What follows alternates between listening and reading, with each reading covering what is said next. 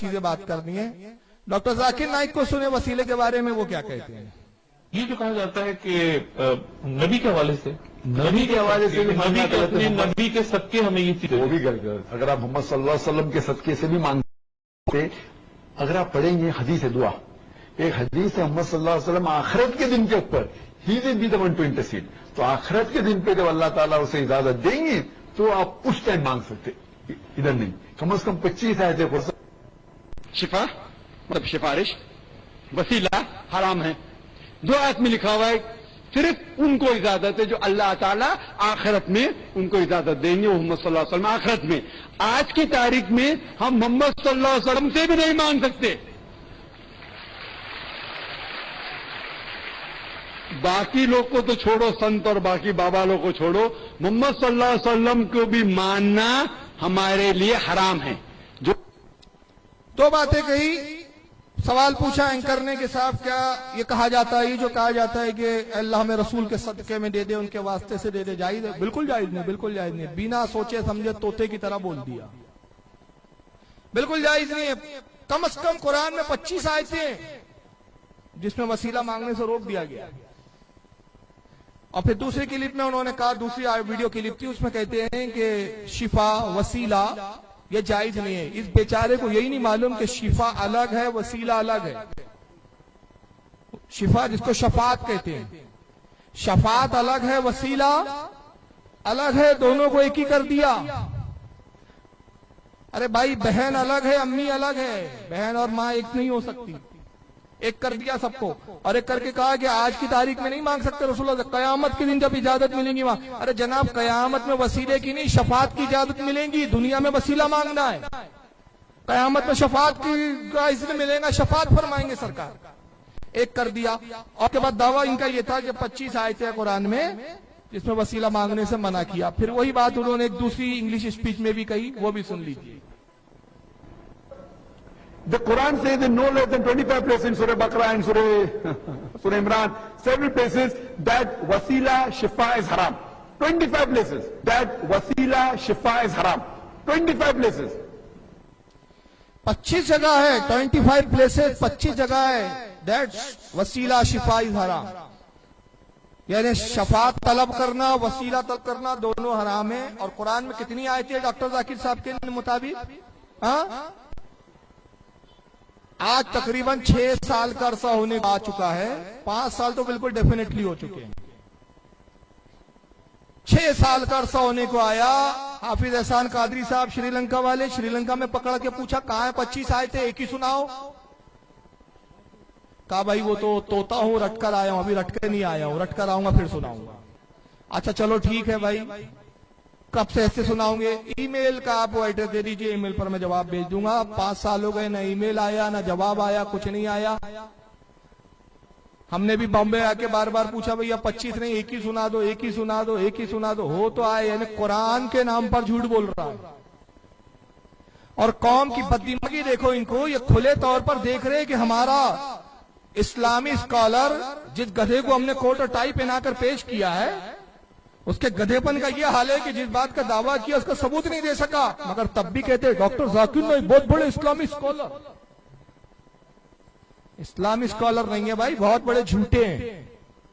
اور اپنے باطل عقیدے کو پبلک میں منوانے کے لیے قرآن کے نام پر جھوٹ بولتے. اور اگر ذاکر نائک یہ تو چلو فرار ہو گئے، انڈیا آنے کا بھی اب سوال پیدا نہیں ہوتا. اب یہ ایسے بھاگے جیسے گدھے کے سر سے سنگ غائب ہوئے. تو ان کی جماعت کے جو ٹھیکیدار ہیں، ذمہ دار بچے، ننھے منھے بچوں کی بات نہیں کرتے ہم، جن کے ماں باپ کی آئیڈینٹی نہیں اور چھوڑ دیے گئے ہیں، ان بچوں کی بات نہیں کر رہا میں. ان کی جماعت کا کوئی ذمہ دار اگر وہ ذمہ لے کہ بھائی چلو ذاکر صاحب جواب نہیں دے سکتے، میں قرآن کی 25 آیتیں دکھانے کے لیے تیار ہوں، تو ہم اس کے ساتھ بھی بیٹھنے کے لیے تیار ہیں. ہم کہتے 25 نہیں، 25 چھوڑیے، صرف ایک آیت دکھاؤ جس میں وسیلہ لینا حرام کہا گیا ہو. ایک آیت قرآن میں، کوئی ایک آیت ایسی نہیں. بھائی میری حیثیت تو بہت کم ہے، میں بہت غریب آدمی ہوں، لیکن ہمارے حافظ احسان صاحب، اللہ کا فضل ہے، اللہ نے ان کو مال و دولت سے نوازا. انہوں نے 70 لاکھ کی آڈیو 4 کوئی کار ہوتی ہے ہاں کون سی RDA4 70 لاکھ کی گاڑی کا چیلنج کیا؟ ان کا چیلنج نیٹ پہ موجود ہے کہ ایک آیت دکھاؤ وسیلے پر اور 70 لاکھ کی گاڑی انعام میں لے جاؤ. مگر 5 سال ہو گئے، مجھے لگتا ہے وہ گاڑی رکھے رکھے کھٹارا ہو جائیں گے، لیکن کوئی آئے گا نہیں لینے، کیونکہ ایک آیت ہو تو لائے. میں بتانا یہ چاہ رہا ہوں کہ دیکھیے اپنے باطل مذہب کو پھیلانے کے لیے کتنے جھوٹ کے سہارے لیتے ہیں لوگ. آئیے ایک اور آخری صاحب کو دیکھ لیں. یہ سنا ہے کہ اسی علاقے میں بڑی چہل پہل فرماتے ہیں. نام ہے ابو ضمیر صاحب، ابو زید ضمیر. تھوڑا کھجور وجور کھائیں، صحت پکڑے ہیں. ایسا لگتا ہے کہ ہاسپٹل سے مریض کو اٹھا کے بٹھا دیا گیا. میرا مشورہ ہے ان کو تھوڑا پینڈ کھجور کھائیں، گیلی والی کھجور دودھ کے ساتھ، تھوڑی سی صحت بنائیں. سنیے ذرا کیا کہتے ہیں. محمد صلی اللہ علیہ وسلم کے صدقے سے دعا کر سکتے ہیں کہ نہیں؟ قرآن اور حدیث سے ثابت کریں. اللہ کے رسول صلی اللہ علیہ وسلم کے صدقے سے دعا کرنا اگر قرآن و حدیث سے ثابت ہوتا تو قرآن و حدیث میں موجود ہوتا. اس میں اگر نہیں ہے تو معلوم ہے ثابت نہیں ہے. کیونکہ کوئی آدمی اگر کہتا ہے کہ اللہ کے نبی صلی اللہ علیہ وسلم کے صدقے میں سے دعا کرنا ثابت ہے تو وہ ثابت کرے گا، لیکن اگر وہ نہیں ہوگا تو وہ ثابت نہیں کر پائے گا. تو اب تک کہ کسی نے ہم کو ثابت نہیں کیا کہ ایسے الفاظ سے دعا کرنا چاہیے کہ اے اللہ ہماری دعا کو نبی صلی اللہ علیہ وسلم کے صدقے سے یا صدقے طفیل میں قبول فرما. اللہ کے رسول صلی اللہ علیہ وسلم نے اس کو سکھایا نہیں اور صحابہ نے اس کو کیا نہیں، اس لیے اس کو کہیں گے کہ ثابت نہیں ہے، اور جو ثابت نہیں ہے اس کو نہ کرنے میں ہی عافیت ہے. ویسا کریں جو ثابت ہے. یہ کہتے ہیں کہ ہمیں آج تک قرآن و حدیث میں کہیں نظر نہیں آیا کہ یہ کہنا کہ اللہ رسول کے صدقے میں ہمیں یہ دے دے.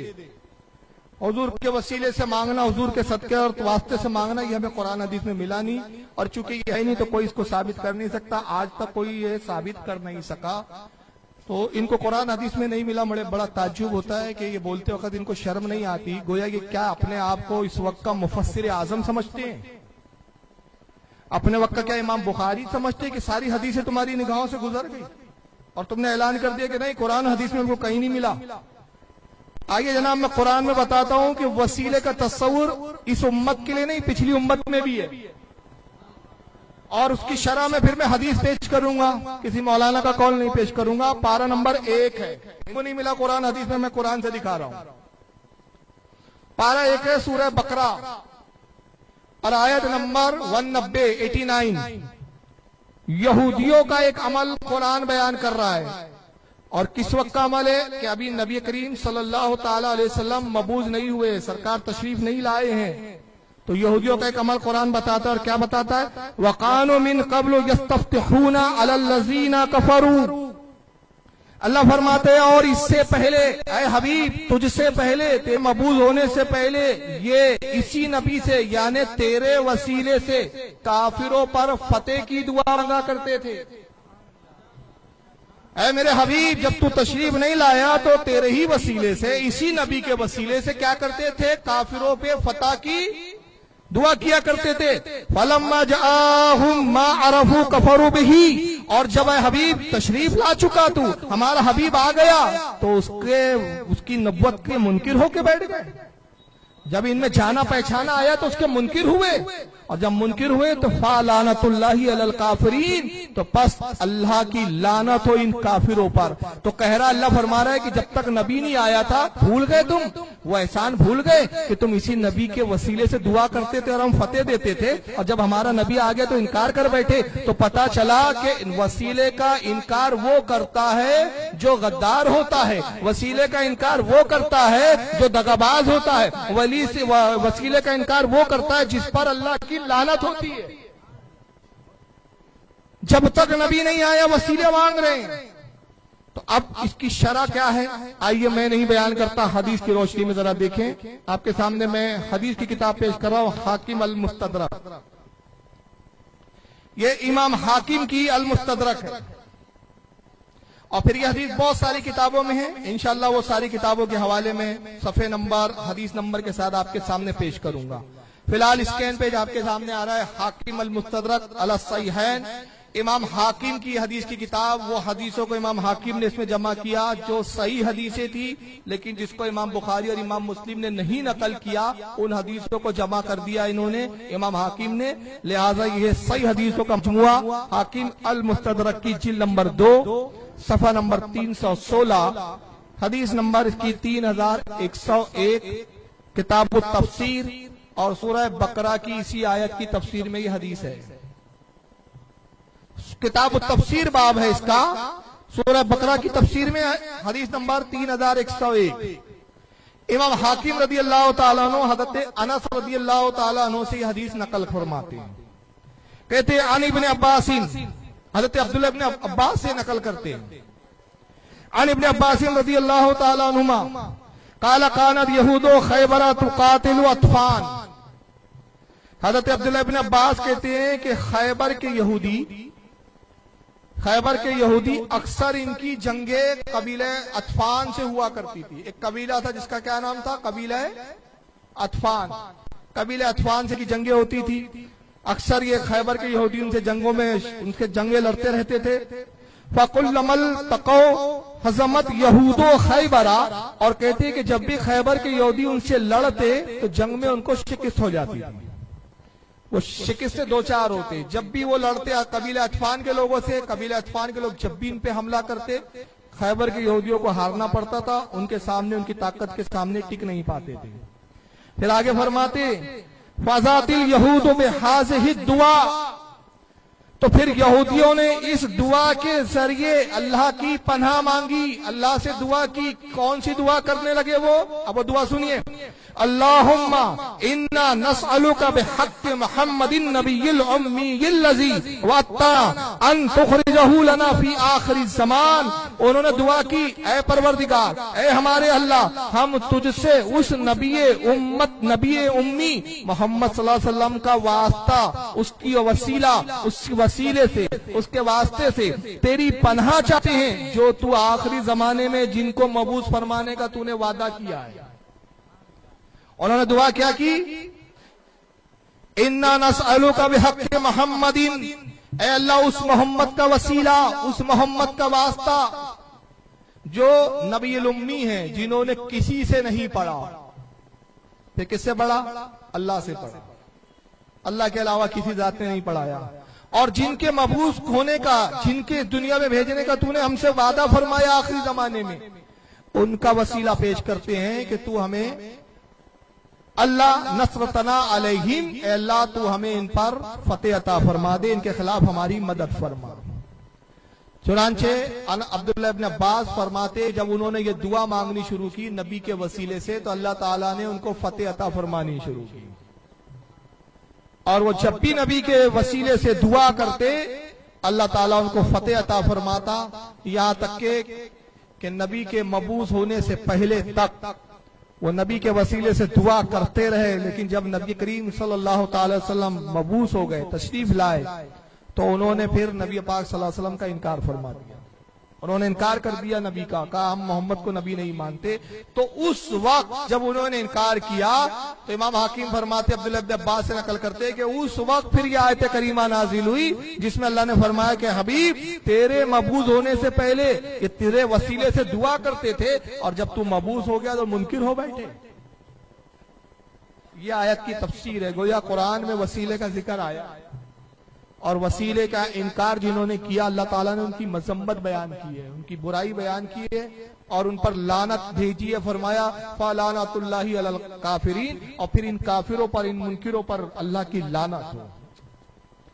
امام حاکم کے علاوہ اس حدیث کو امام ابن جریر طبری رحمۃ اللہ علیہ نے بھی لکھا ہے، تفسیر طبری کے اندر جلد نمبر اس کی 1 ہے، صفحہ نمبر 473، اسی آیت کی تفسیر میں انہوں نے لکھا۔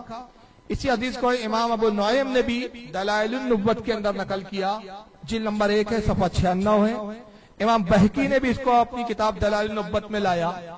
امام محمد حسین بن مسعود بغوی رضی اللہ تعالیٰ عنہ، انہوں نے اپنی تفسیر بغوی کے اندر صفحہ نمبر 150 پر اسی آیت کی تفسیر میں اس حدیث کو لکھا۔ امام جلال الدین سیوطی نے بھی در منصور کے اندر جلد نمبر 2 صفحہ 465 پر اس حدیث کو لکھا۔ इमाम इब्ने इसाक और इमाम इब्ने अबी हातिम ने भी इसको लिखा और भी मुफस्सिरीन ने और मुहद्दिसीन ने अपनी अपनी किताबों में इस हदीस को जगह दी।